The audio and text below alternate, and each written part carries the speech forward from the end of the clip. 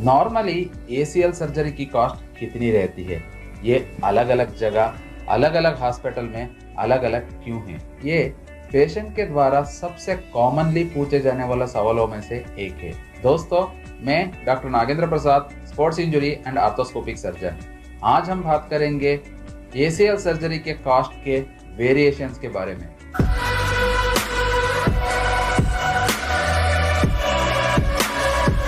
ACL injury के बाद हर patient अलग अलग जगह इंक्वायरी करता है। उसको अलग अलग जगह पे अलग अलग कोटेशंस मिलता है। कुछ हॉस्पिटल में बोला जाता है 70,000 में हो जाएगा और कुछ हॉस्पिटल में 3 लाख तक एस्टिमेट दिया जाता है। ऐसा क्यों है? एसीएल सर्जरी के कॉस्ट बहुत सारे चीजों पर निर्भर करता है।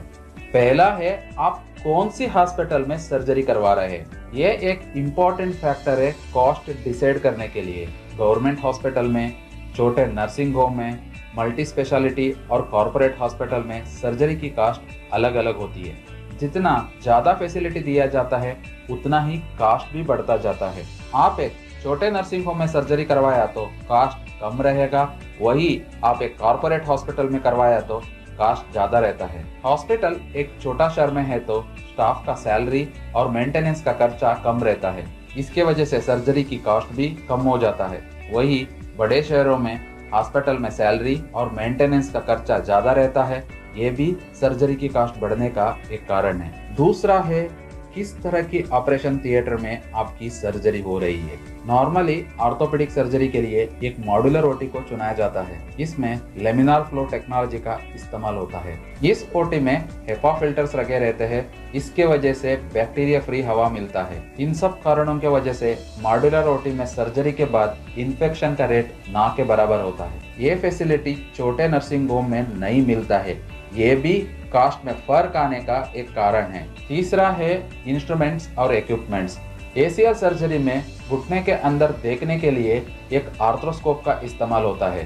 नॉर्मली हम जर्मन आर्थ्रोस्कोप का इस्तेमाल करते हैं। ये काफी महंगा आता है। छोटे सेटअप्स में इसके बदले में चाइनीज स्कोप का इस्तेमाल किया जाता है। इसमें विजन इतना ठीक नहीं आता है।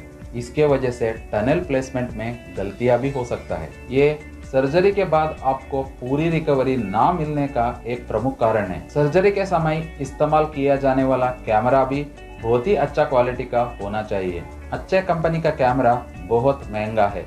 लोकल मेड कैमरा में विजन इतना सही नहीं रहता है। ये भी कुछ हॉस्पिटल में कॉस्ट कम होने का एक प्रमुख कारण है। कॉस्ट वेरिएशन का सबसे इम्पोर्टेंट कारण है इम्प्लांट्स। टेक्नोलॉजी और मटेरियल के आधार पर इसका कॉस्ट 10,000 से 2 लाख तक भी हो सकता है। जब स्क्रू वाली सर्जरी होता है, ऊपर वाले हड्डी में लगता है एंडो बटन, नीचे वाली हड्डी में स्क्रू से फिक्स किया जाता है। ये स्क्रू स्टेनलेस स्टील का भी हो सकता है, टाइटेनियम का भी हो सकता है, बायो कंपोजिट मटेरियल का भी हो सकता है जिसको हम बायो स्क्रू बोलते हैं, पीक मटेरियल का भी हो सकता है। इन सब का रेट अलग अलग है, जो सर्जरी का रेट कम ज्यादा होने का कारण है। लोकल मेड एंडो बटन 2 से 3,000 में मिल जाता है। वही इम्पोर्टेड टाइट रोप काफी महंगा है, वो 30 से 40,000 तक आता है। उसी तरह नीचे वाले हड्डी में टाइटेनियम स्क्रू इस्तेमाल हो रहा है तो ये 2 से 3,000 में आ जाता है। वही बायो स्क्रू 10 से 20,000 में मिला तो